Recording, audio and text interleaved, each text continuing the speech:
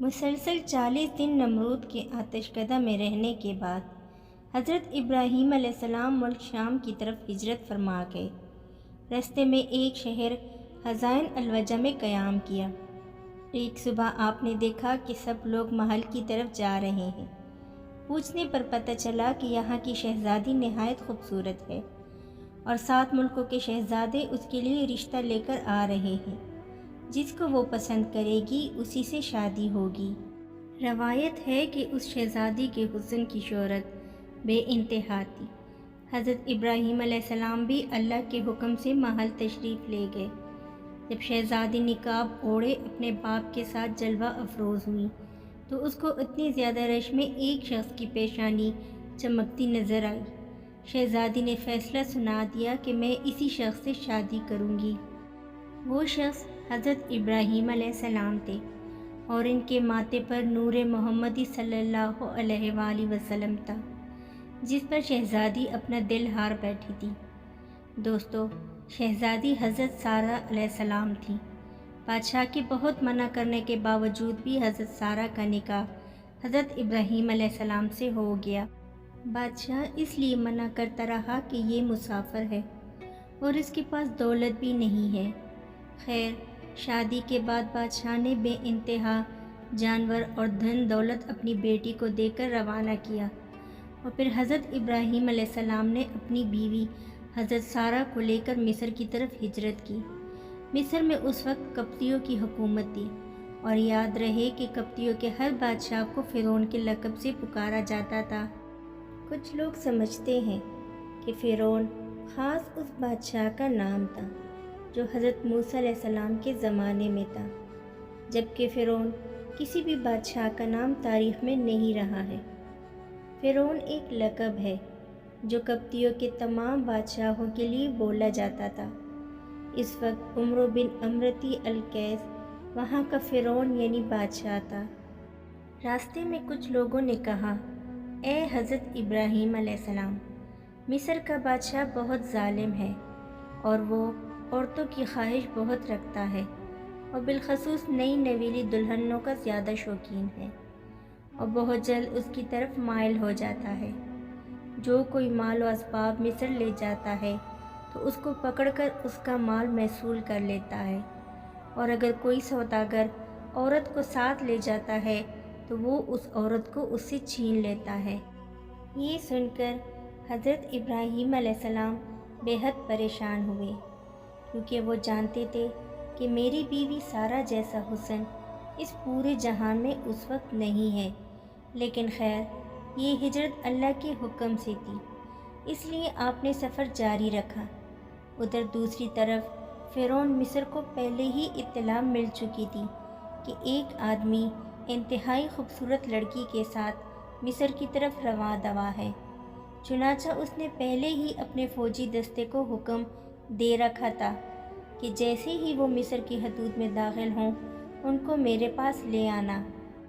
بس جیسے ہی حضرت ابراہیم علیہ السلام مصر پہنچے تو فرعون کے فوجیوں نے آپ کو گرفتار کر لیا اور محل میں لے آئے، اور محل کے سب سے خوبصورت کمرے میں ان کو ٹھہرا دیا گیا۔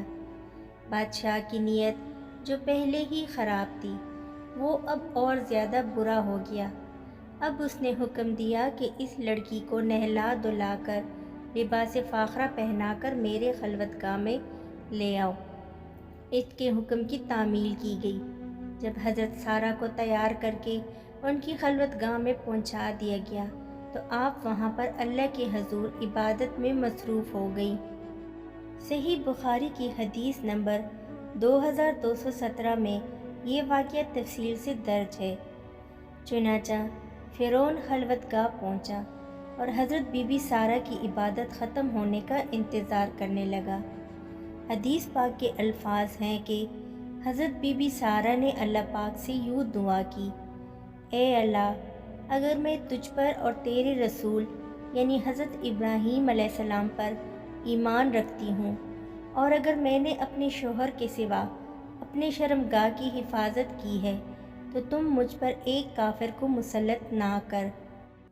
اب حضرت سارہ علیہ السلام کوئی عام خاتون تو تھی نہیں، بلکہ آپ بے شمار اخلاقی فضائل و کمالات کی حامل خاتون تھی، اور قضائے الہی پر صبر و تحمل کے ساتھ راضی رہنا ان کی اہم خصوصیت تھی۔ خدا پر اعتماد اور بھروسہ، عبادت و ریاضت میں خلوص اس خاتون کی دوسری صفتیں تھیں۔ اگرچہ آپ شادی سے پہلے ایک بہت ہی مالدار خاتون تھی، لیکن حضرت ابراہیم علیہ السلام سے شادی کے بعد بے پناہ مصائب برداشت کیے، اور اس راہ میں نہایت صبر و تحمل اور خدا پر مکمل اعتماد کے ساتھ زندگی میں پیش آنے والی مشکلات کو سر کیا۔ اللہ نے آپ کی ہر دعا قبول فرمائی تھی۔ چنانچہ جب نماز پڑھ کر آپ کھڑی ہوئی تو فرعون گندی نیت سے آگے بڑھنے لگا۔ حضرت سارہ پیچھے ہٹنے لگی اور ٹھوکر کھا کر بستر پر جا گری۔ یہ دیکھ کر قبطیوں کا بادشاہ آگے بڑھا اور برہنہ ہونے لگا۔ بس اللہ پاک کا عذاب شروع ہو گیا اور اس کے پاؤں زمین میں دھنسنے لگے۔ یہ دیکھ کر بادشاہ کانپنے لگا اور معافی مانگنے لگا، تو سارہ نے اللہ کے حضور دعا کی، اے اللہ، اگر یہ مر گیا تو لوگ کہیں گے کہ سارہ نے مارا ہے۔ چنانچہ وہ پھر چھوٹ گیا۔ جیسے ہی زمین نے اس بادشاہ کو چھوڑا تو وہ دوبارہ سارہ کی طرف بڑھا۔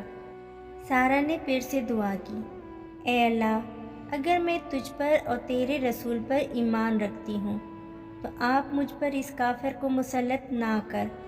چنانچہ وہ پھر ترایا، کانپا اور اس کے پاؤں زمین میں دھنس گئے۔ بادشاہ معافی مانگنے لگا تو سارہ نے پھر وہی دعا کی کہ اے اللہ، اگر یہ مر گیا تو لوگ کہیں گے کہ اس نے مارا ہے۔ اب دوسری مرتبہ، پھر تیسری مرتبہ بھی وہ بادشاہ چھوڑ دیا گیا۔ آخر بادشاہ نے اپنے درباریوں کو بلایا اور کہنے لگا کہ تم لوگوں نے میرے پاس غلط لڑکی کیوں بھیجی ہے؟ یہ تو کوئی انسان نہیں ہے۔ چنانچہ اس نے اپنی بیٹی ہاجرہ، جو بعد میں حضرت ہاجرہ کے نام سے مشہور ہوئی، وہ حضرت سارہ کے حوالے کر دیا اور کہنے لگا، میں چاہتا ہوں کہ یہ تمہاری کنیز بن کر رہے اور آپ جیسے ہی پاک باز بن جائے۔ پھر بہت سارے مال و دولت کے ساتھ بادشاہ نے اپنی بیٹی اور حضرت سارہ کو رخصت کر دیا۔ پھر حضرت سارہ حضرت ابراہیم علیہ السلام کے پاس آئی اور سارا ماجرا سنایا۔ چنانچہ حضرت ہاجرہ نے ابراہیم کے گھرانے میں پوری تربیت حاصل کی۔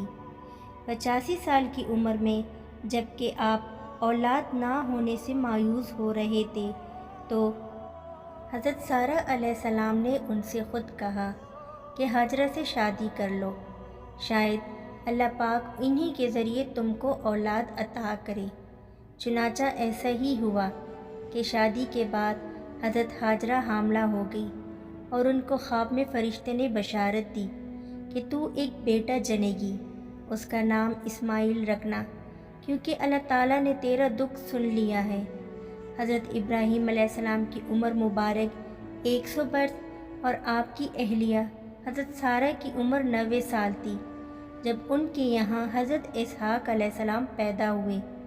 ان دنوں حضرت ابراہیم علیہ السلام ملک شام میں رہائش پذیر تھے، جبکہ بڑے صاحبزادے حضرت اسماعیل علیہ السلام 14 سال سے مکہ مکرمہ میں اپنی والدہ حضرت ہاجرہ کے ساتھ مقیم تھے۔ حضرت اسماعیل کی نسل سے عرب کے تمام قبائل وجود میں آئے۔ حضرت اسماعیل کی اولاد میں خاتم النبی حضرت محمد صلی اللہ علیہ وآلہ وسلم دنیا میں رونق افروز ہوئے، جبکہ حضرت اسحاق علیہ السلام سے حضرت یعقوب علیہ السلام پیدا ہوئے، جنہیں اسرائیل بھی کہا جاتا ہے، اور اس لیے ان کی نسل کو بنی اسرائیل کہتے ہیں۔ بنی اسرائیل میں سے جو انبیاء دنیا میں مبعوث ہوئے ان کی تعداد بہت زیادہ ہے، تاہم بنی اسرائیل میں نبوت کا سلسلہ حضرت عیسیٰ علیہ السلام پر ختم ہو گیا تھا۔ حضرت بی بی سارہ کا انتقال 127 برس کی عمر میں ہوا اور حضرت ابراہیم علیہ السلام نے ان کی تدفین کنعان کی بستی ہیبرون میں کی۔ اللہ سے دعا ہے کہ اللہ پاک ہم ساری بہنوں اور بیٹیوں کو حضرت بی بی سارہ جیسے پاک دامنی نصیب فرمائے۔ اے اللہ، ہمارے گناہوں کو معاف فرما دے اور ہم پر وہ بوجھ نہ ڈال کہ جس کو اٹھانے کی طاقت ہم نہیں رکھتے۔ اگر آپ کو ویڈیو اچھی لگی ہو تو پلیز لائک اور سبسکرائب کرنا نہ بھولیے۔ شکریہ۔